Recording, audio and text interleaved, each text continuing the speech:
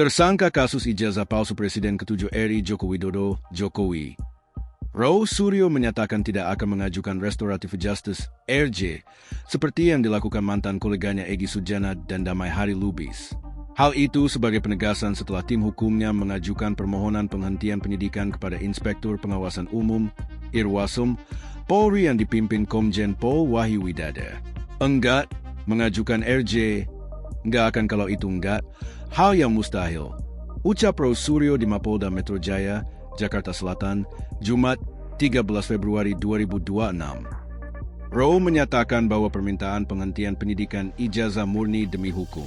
Menurut dia, penghentian penyidikan laporan terhadap Egy Sujana dan Damai Hari Lubis atau dikenal SP3, otomatis seluruh terlapor juga dihentikan penyidikannya.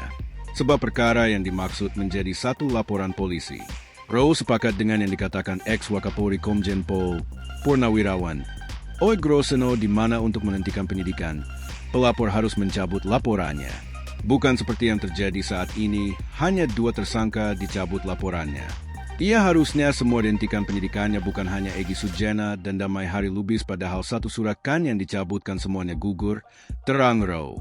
Kuasa hukum Roy Suryo JS, Refli Harun, menyatakan sejak 30 Juni 2025 kliennya berstatus sebagai saksi fakta dalam perkara dugaan ijazah palsu di Mabes Polri.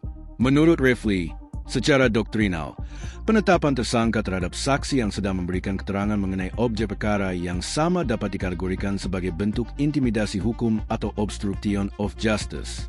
Ia merujuk pada pasal 10 ayat 1 dan 2 Undang-Undang Nomor 31 Tahun 2014 yang mewajibkan penundaan tuntutan hukum terhadap saksi hingga perkara pokoknya, yakni laporan dugaan pemalsuan surat, memperoleh kekuatan hukum tetap inkrah.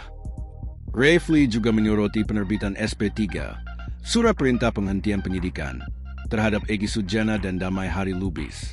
Penerbitan SP3 tersebut semestinya didahului dengan pencabutan laporan polisi LP terhadap keduanya.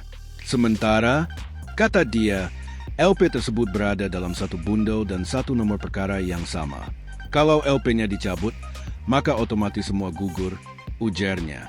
Refli mengutip pandangan mantan Wakapolri, Komjen Pol Purnawirawan Oey Groseno, yang menyebut pencabutan laporan dalam satu perkara hanya dapat dikecualikan apabila tersangka meninggal dunia. Dalam hal ini, Egy Sujana dan Damai Hari Lubis tidak meninggal dunia sehingga ketika LP terhadap dia dicabut, maka 6 lainnya harusnya gugur juga. Nah, ini yang kita katakan melanggar prosedur, kata Refli. Pihak kepolisian belum memberikan keterangan mengenai klaim dari kubu Roy Suryo. Kasus ijazah Jokowi. Kasus tudingan ijazah Presiden ke-7 RI, Joko Widodo, Jokowi, masih bergulir di kepolisian. Polda Metro Jaya yang menangani kasus itu pada awalnya menetapkan 8 tersangka kasus ijazah Jokowi yang dibagi menjadi 2 klaster. 5 tersangka dalam klaster pertama adalah Egy Sujana, Kurnia Tri Rohyani, Damai Hari Lubis, Rustam Effendi, dan Muhammad Rizal Fadillah. Namun belakangan, Egy Sujana dan Damai Hari Lubis sudah tak lagi menjadi tersangka setelah mengajukan Restoratif Justice (RJ). Sementara itu, dalam klaster kedua ditetapkan 3 tersangka termasuk Roy Suryo, Rismon Hasiholan Sianipar, dan Tifauzia Tiasuma. Saat ini, berkas perkara yang menjerat Roy Suryo CS berstatus P19 atau harus dilengkapi penyidik setelah sebelumnya dilimpahkan ke Jaksa Penuntut Umum. Para tersangka dijerat pasal 310 KUHP dan atau pasal 311 KUHP dan atau pasal 27A Yungto pasal 32 Yungto pasal 35 U nomor 1 tahun 2024 tentang perubahan kedua atas U nomor 11 tahun 2008 tentang informasi dan transaksi elektronik ITE.